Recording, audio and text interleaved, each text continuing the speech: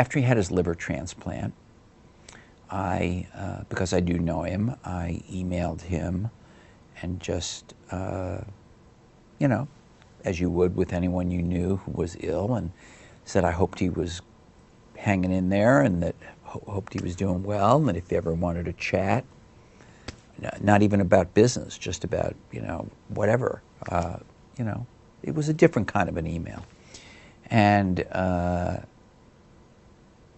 then I was coming out to Silicon Valley, and I asked Apple, not Steve Jobs, but Apple, could I come by and talk about their product roadmap? This is what I do with all companies that, you know, whose products I review.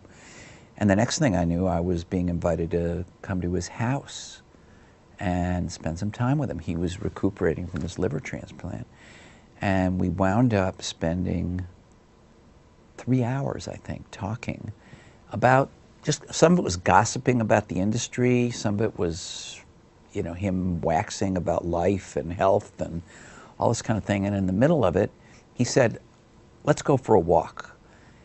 And I'm looking at him, and he's really thin, and he's just had, you know, come out of the hospital. I can't remember how many weeks he was in the hospital with his liver and And I said, do you want to go for a walk? And I'm looking around to see if there's like a nurse or something, you know, nobody. Just, he wants to go for a walk. So we go for a walk, and he says, we're going to walk, I think it was like 1.5 miles, if I remember right, to a park in his neighborhood.